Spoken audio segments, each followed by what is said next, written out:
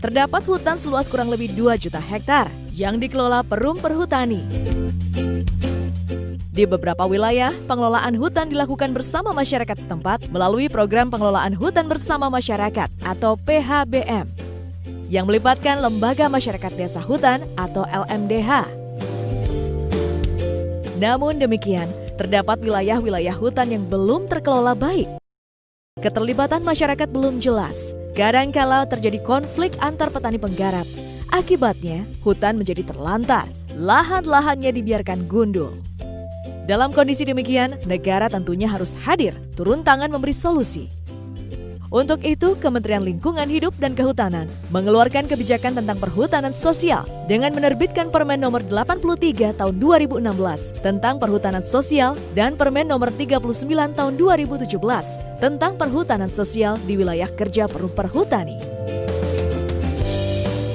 Perhutanan sosial di wilayah kerja Perum Perhutani dengan skema izin pemanfaatan hutan perhutanan sosial atau IPHPS dilaksanakan pada hutan lindung atau hutan produksi yang tutupan lahannya kurang dari 10% dalam kurun waktu sedikitnya 5 tahun berturut-turut atau pada lahan-lahan di mana terjadi kondisi sosial khusus, misalnya ada konflik antar petani penggarap, pendatang maupun pemilik modal. Perhutanan sosial di wilayah kerja Perum Perhutani dengan skema kemitraan kehutanan yang dilaksanakan di hutan lindung atau hutan produksi yang tutupan lahannya lebih dari 10% dan tidak terjadi kondisi sosial khusus, tidak ada konflik atau yang pola PHBM-nya sudah berjalan dengan baik. Maka pemerintah dalam hal ini Kementerian Lingkungan Hidup dan Kehutanan akan memberikan perlindungan dan pengakuan dalam bentuk penerbitan surat keputusan rekognisi dan perlindungan kemitraan kehutanan. Manfaat dari program perhutanan sosial di wilayah kerja Perum Perhutani adalah sebagai berikut. Jangka waktu akses legal kelola lahan adalah 35 tahun dan dapat diperpanjang berdasarkan hasil evaluasi yang dilakukan sekali dalam 5 tahun. Insentif bagi usaha antara petani dan Perum Perhutani sesuai dengan Peraturan Nomor 39 Tahun 2017, yakni bila lahan digunakan untuk menanam tanaman pokok hutan, petani akan mendapat 70% dari hasil usaha. Sisanya 30% menjadi hak Perum Perhutani. Bila petani memutuskan melakukan budidaya ikan, silvofishery, atau tambak, ia mendapat bagi hasil 70%.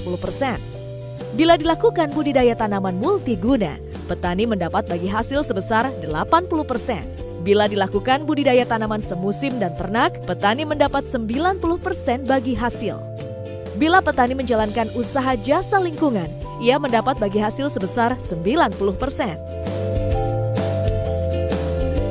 Selain itu, manfaat penting lain yang didapat petani adalah ia bisa mendapat pembinaan intensif dari kementerian terkait serta perbankan. Ia bisa mendapat kepastian pasar atau serapan hasil produksi. Ia bisa memperoleh akses pembiayaan, baik itu melalui Badan Layanan Umum atau BLU maupun perbankan dalam bentuk kredit usaha rakyat atau KUR, sehingga mendapatkan kartu tani. Kartu ini bisa digunakan untuk mendapat fasilitas subsidi sarana produksi pertanian atau Saprotan.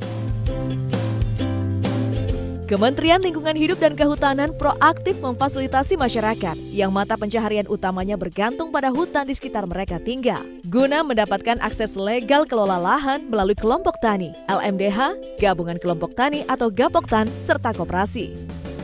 Pemerintah antara lain akan melakukan verifikasi administrasi, yakni melakukan pendataan by name dan by nick, maupun verifikasi teknis langsung di lapangan. Bila memenuhi persyaratan, para petani akan diberi akses legal kelola lahan hutan. Mereka akan mendapat IPHPS atau Surat Keputusan Rekognisi dan Perlindungan Kemitraan Kehutanan, serta kartu perhutanan sosial yang dapat digunakan untuk pengaduan dan juga evaluasi.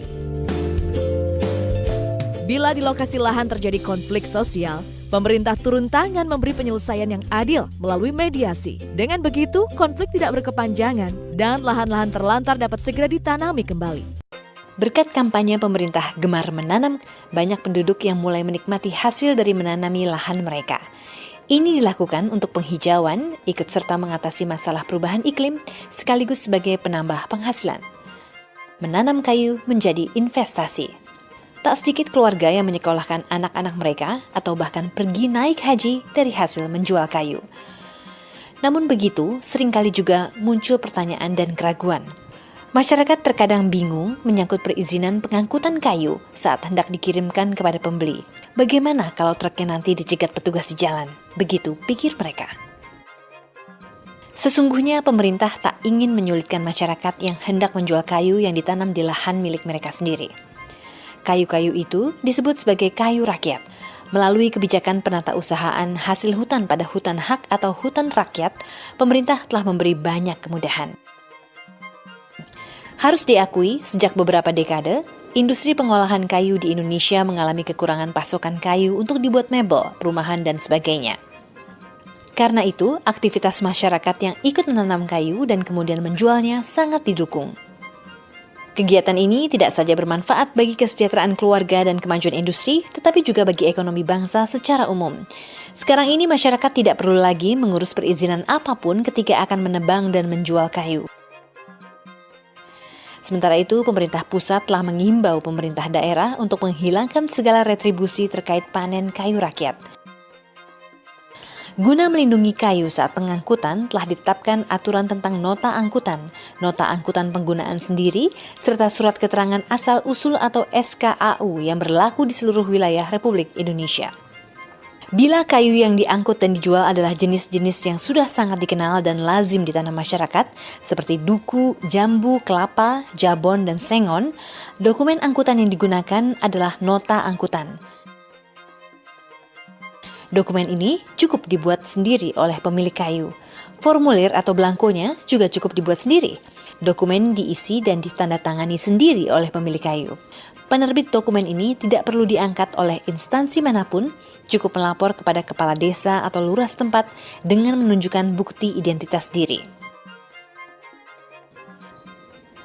Untuk semua jenis kayu yang digunakan sendiri atau untuk fasilitas umum, artinya tidak dijual, saat pengangkutan cukup dilengkapi dengan nota angkutan penggunaan sendiri.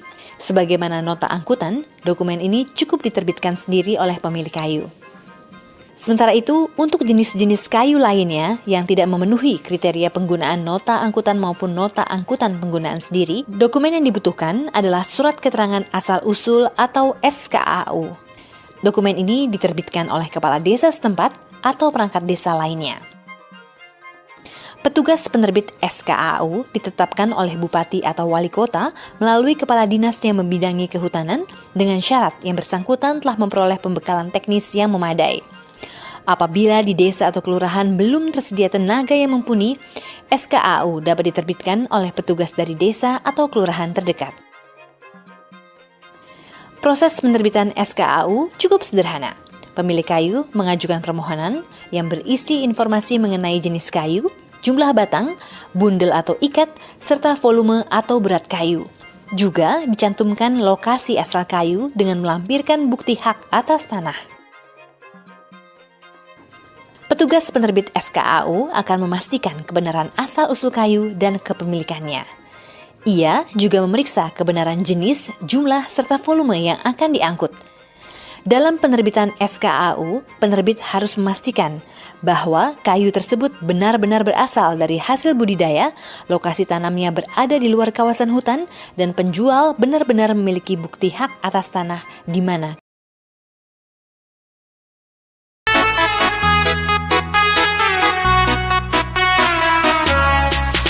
Ini kita putih sayang, kita mau kita pangoni semua yang suka mau dengar, kalau nyanda mau dengar, kita nyanda mau paksa.